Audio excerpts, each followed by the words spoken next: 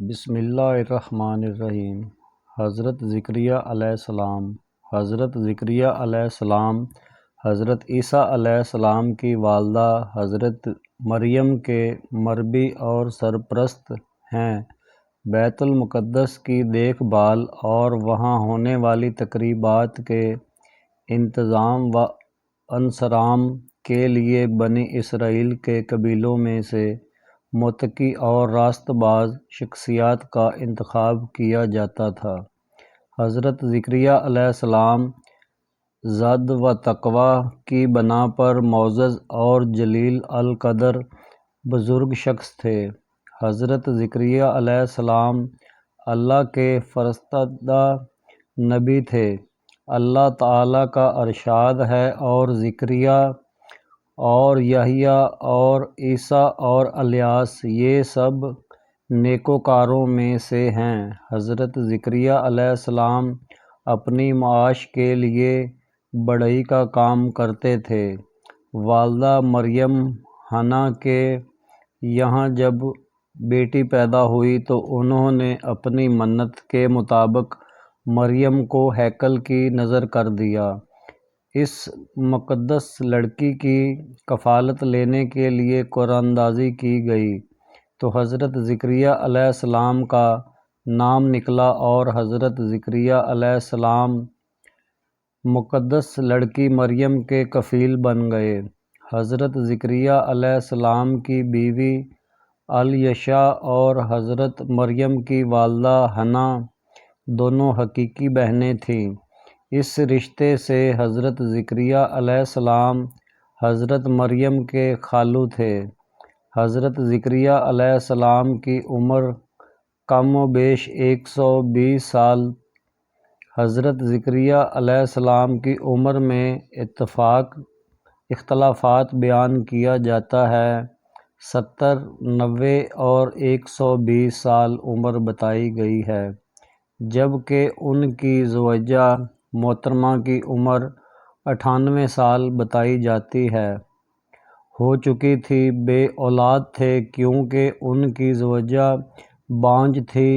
جب حضرت زکریا علیہ السلام نے بی بی مریم کے حجرے میں بے موسم پھل دیکھے اور ان کو یہ معلوم ہوا کہ مریم پر خدا کا یہ فضل و انعام ہے، تو ان کے دل میں شوق ہوا کہ مجھے بھی اللہ تعالیٰ بیٹا عطا کرے۔ حضرت زکریا علیہ السلام نے دعا کی، اے اللہ مجھے پاک باطن اولاد عطا فرما، تو حاجت مندوں کی دعا ضرور سنتا ہے۔ ہر باپ کی طرح ان کی بھی خواہش تھی کہ میرے بعد کوئی میری وراثت کا حق پورا کرے اور بنی اسرائیل کی رشد و ہدایات کے لیے تبلیغ کرے۔ آپ کی دعا قبول ہوئی۔ ایک روز آپ ہیکل میں عبادت کر رہے تھے کہ ایک فرشتہ ظاہر ہوا اور بشارت دی، تمہارے بیٹے پیدا ہوگا اور تم اس کا نام یحییٰ رکھنا۔ یہ سن کر حضرت زکریا بہت خوش ہوئے اور تعجب کے ساتھ فرشتے سے پوچھا، یہ بشارت کس طرح پوری ہوگی؟ فرشتے نے جواب دیا، میں یہی بتا سکتا ہوں کہ اللہ آپ کو اولاد نرینہ عطا کرے گا۔ حالات کچھ بھی پیش آئیں، اللہ کے لیے ہر کام آسان ہے۔ وہ قادر مطلق ہے۔ حضرت زکریا علیہ السلام نے دربار الہی میں عرض کیا، اے اللہ ایسا کوئی نشان عطا کر جس سے معلوم ہو کہ بشارت پوری ہو گئی ہے۔ 3 روز کا روزہ۔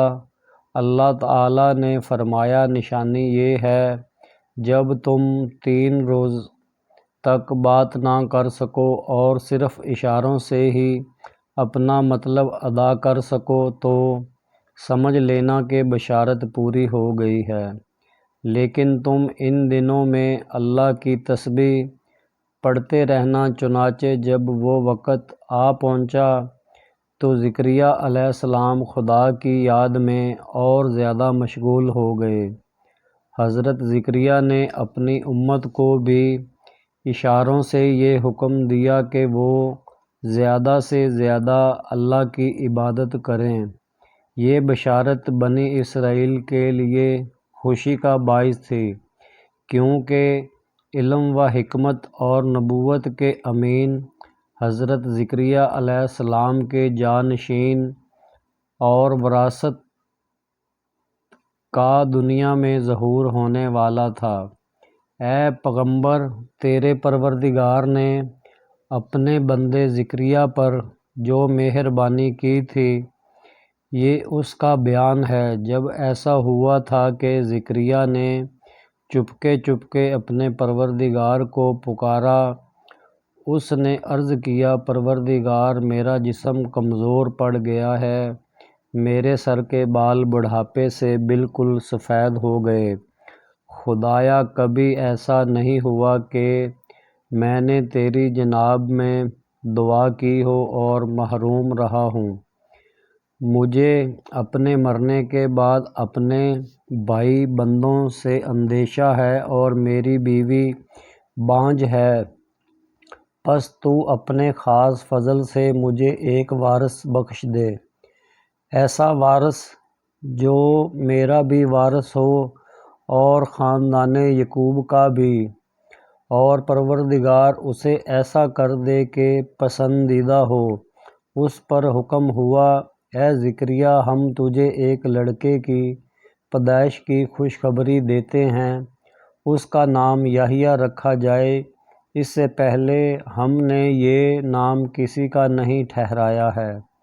زکریا نے متعجب ہو کر کہا، پروردگار، میرے ہاں لڑکا کہاں سے ہوگا؟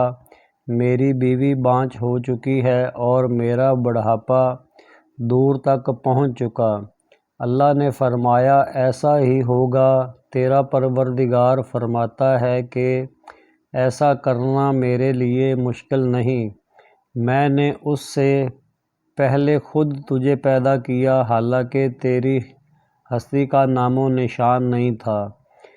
اس پر زکریا نے عرض کیا، اے اللہ، آپ ایک نشانی ٹھہرا دیں۔ فرمایا، تیری نشانی یہ ہے کہ صحیح و تندرست ہونے کے باوجود 3 دن رات لوگوں سے بات نہ کرے گا۔ پھر وہ حجرے سے نکلا اور لوگوں میں آیا اور اس نے ان سے اشارے سے کہا، صبح و شام خدا کی پاکی و جلال کی صدائیں بلند کرتے رہو۔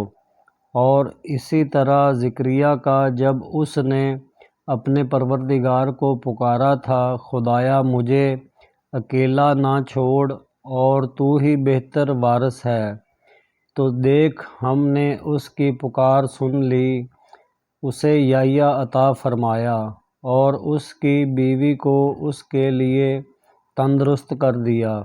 یہ تمام لوگ نیکی کی راہوں میں سرگرم تھے، امید لگائے ہوئے دعائیں مانگتے تھے اور ہمارے آگے عجز و نیاز سے